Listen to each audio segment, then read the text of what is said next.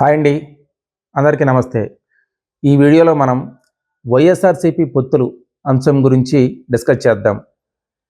వైఎస్ఆర్సీపీ పొత్తు పెట్టుకోవడం అంటే అది విచిత్రంగానే ఉంటుంది వినడానికి. 2014లో రాష్ట్ర విభజన జరిగిన తర్వాత జరిగిన 3 ఎన్నికల్లో ఏ ఎన్నికల్లో కూడా వైఎస్ జగన్మోహన్ రెడ్డి ఇతర పార్టీలతో పొత్తు పెట్టుకోవడానికి ఇష్టపడలేదు. తెలంగాణలో పక్కన పెడితే ఆంధ్రప్రదేశ్లో జగన్ 2014 ఎన్నికల్లో ఒంటరిగా పోటీ చేసి ఓడిపోయారు. ప్రతిపక్షంలో ఉన్న ఒంటరిగానే పోటీ చేశారు. 2019 ఎన్నికల్లోనూ ఒంటరిగానే పోటీ చేసి 151 సీట్లతో అధికారంలోకి వచ్చారు.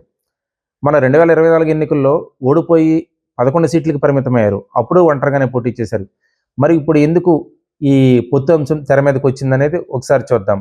తాజాగా బొత్స సత్యనారాయణ, వైఎస్ఆర్సీపీ కీలక నేత, మాజీ మంత్రి, ప్రస్తుతం విశాఖ జిల్లా లోకల్ బాడీ ఎమ్మెల్సీగా ఉన్న బొత్స సత్యనారాయణ గారు చేసిన కామెంట్ ఇప్పుడు వైసీపీ పొత్తు పెట్టుకుంటుందా లేదా ఇతర పార్టీలతో కలిసి ముందుకు నడుస్తుందా అన్నది కొంచెం ఆసక్తికర చర్చగా మారింది. బొత్స సత్యనారాయణ గారు ఏమన్నారు? తాము ప్రజా ఉద్యమాలు చేస్తాము, ప్రభుత్వం తీసుకుంటున్న ప్రజా వ్యతిరేక నిర్ణయాలపై పోరాడతాము, మేము సింగిల్గా పోరాడం, వామపక్షాలతో కూడా కలిసి ప్రజా ఉద్యమాలు చేస్తాము. విశాఖపట్నంలో ప్రభుత్వం భూ కేటాయింపులు చేస్తుంది. ఈ భూ కేటాయింపులు అనేది చాలా దారుణంగా అక్రమంగా ఉన్నాయి. దీని మీద మేము పోరాటం చేసి ప్రజల భూములు కాపాడతాము, ప్రభుత్వ భూములు కాపాడతామని చెప్పి బొత్స గారు కామెంట్ చేశారు. దాంతో ఆయన ఏమన్నారు? మేము వామపక్షాలను కూడా కలుపుకుని వెళతామన్నారు. ఇది ఇప్పుడు రాజకీయ వర్గాల్లో కొంచెం ఇంట్రెస్టింగ్ టాపిక్గా మారింది. అంటే ఈ ప్రజా ఉద్యమాల వరకు మాత్రమే కామ్రేడ్లను కలుపుకుని వెళతారా వైసీపీ వాళ్ళు, లేదా రేపు 2029 ఎన్నికలలో పొత్తు కూడా పెట్టుకుంటారా? అంటే ఇప్పటి వరకు 2029 ఎన్నికల వరకు వామపక్షాలను కలుపుకెళ్ళి వామపక్షాలతో కలిసి ఫైట్ చేసి వామపక్షాలతో కలిసి ప్రభుత్వానికి వ్యతిరేకంగా పోరాటం వరకు బాగానే ఉంటుంది. తర్వాత వామపక్షాలను పక్కన వదిలేసి వాళ్ళని సైడ్ చేసేసి మళ్ళీ ఒంటరిగా పోటీ చేస్తా వైసీపీ అన్నదే చూడాలి.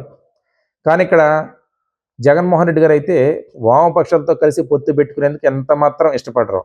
కానీ వామపక్షాలు ఆంధ్రప్రదేశ్లో ఉనికి కోల్పోయాయి. రాష్ట్ర విభజన జరిగిన తర్వాత సిపిఎం కానీ సిపిఐ కానీ ఒక్క ఎమ్మెల్యే సీటు కూడా గెలవలేదు. ఇప్పుడు వాళ్ళేంటి, అధికార పక్షం మీద పోరాడి వైసీపీతో కలిసి ముందుకు వెళ్ళాలని తహతహలాడుతున్నాయి. కానీ రేపు వాళ్ళకి ఒక్క సీటు కూడా జగన్ గారితో పొత్తు పెట్టుకున్న వైసీపీతో ఒక్క అసెంబ్లీ సీట్ అయినా ఇస్తారంటే గగనం. ఒకవేళ ఇచ్చిన ఏ పాడేరో, అరకో, పాలకొండో, పార్వతీపురమో, సాలూరో వాటిలో అది కూడా ఒక్క సీటు ఇవ్వటమే గగనం. ఒక్క సీటు ఇస్తే ఇవ్వచ్చు. ఇంకా వాళ్ళు పొత్తుకి తాపత్రయపడితే ఒక ఎమ్మెల్యే సీట్ ఇచ్చి గెలిచిన తర్వాత ఇంకో ఎమ్మెల్సీ ఇస్తాం అనే ఒప్పందం మేరకు అయితే దానికైతే అగ్రి అవ్వచ్చు జగన్మోహన్ రెడ్డి గారు.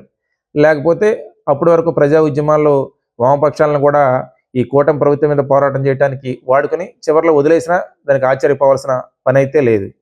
అయితే బొత్స గారు మాత్రం వామపక్షాలతో కలుపుకుని ఉద్యమాలు చేస్తాం, వామపక్షాలతో కలిసి పోరాటం చేస్తాం అని చేసిన కామెంట్లు మాత్రం ఒకళ్ళ పొత్తు ఉండే అవకాశం ఉంది అనే దానికి కొంచెం ఊతమిస్తున్నాయి. కానీ జగన్మోహన్ రెడ్డి గారిని మాత్రం పూర్తిగా నమ్మే పరిస్థితి లేదు. వామపక్షాలకి సీట్లు ఇవ్వడానికి ఎంత మాత్రం సుతరామో ఆయనకి ఇష్టం ఉండదు. ఇచ్చినా ఆ ఒక్క సీటు, అది కూడా ఏజెన్సీలోనో ఏ రిజర్వ్డ్ కాన్స్టిట్యున్సీలోనో ఇచ్చి చేతులు దులిపేసుకుంటారు. గెలిచిన తర్వాత ఒక ఎమ్మెల్సీ సీట్ ఇస్తామంటారు, అంతవరకే. మరి ఇది ఎటువైపు దారితీస్తుంది? బొత్స గారి కామెంట్లు ఎలా దారితీస్తాయి? అయితే వైసీపీలో చాలామందికి గతంలో ఉన్నంత ధీమా లేదు. ఇప్పుడు అక్కడ చూస్తే 3 పార్టీలు పొత్తు పెట్టుకున్నాయి. జనసేనకి బలమైన నెట్వర్క్ ఉంది, కాపులు అవ్వచ్చు, పవన్ కళ్యాణ్ గారి అభిమానులు అవ్వచ్చు. బీజేపీకి కొన్ని వర్గాల్లో మంచి పట్టు ఉంది, కొన్ని హిందుత్వ నినాదం కావచ్చు, కొన్ని అగ్రవర్ణాలు కావచ్చు, వీళ్ళల్లో బీజేపీ మంచి పట్టు ఉంది. తెలుగుదేశంకి బలమైన ఓటు బ్యాంక్ ఎలాగో ఉంది. ఈ 3 పార్టీలు అక్కడ కలిసి ఒక బలమైన శక్తిగా ఉన్నాయి. ఇప్పుడు మనం కూడా వామపక్షాలు కాస్తూ కూస్తూ కొన్ని వర్గాల్లో పట్టు ఉంది, వాళ్ళని కలుపుకుని మనం కూడా ముందుకెళ్దామన్న తాపత్రయం అయితే వైసీపీ నేతల్లో ఉంది. గతంలో ఉన్నంత ధీమా వాళ్ళకి లేదు. గతంలో పోటీ చేస్తే చాలు భారీ మెజార్టీతో గెలుస్తాము, మాకు తిరగలేదన్నంత ధీమా వైసీపీ వర్గాల్లో గట్టిగా ఉండేది. ఇప్పుడు ఆ ధీమా సడలంతో వాళ్ళు కూడా పొత్తు పెట్టుకుందాము, వామపక్షాలు మాత్రమే కాదు కాస్త కూస్తూ ఓటు బ్యాంక్ ఉన్న అందరినీ కలిసి ఆ కూటమి ప్రభుత్వం మీద పోరాటం చేద్దామని చెప్పి వాళ్ళు కూడా కాస్త ఒక అడుగు వెనక్కి వేస్తున్నారు.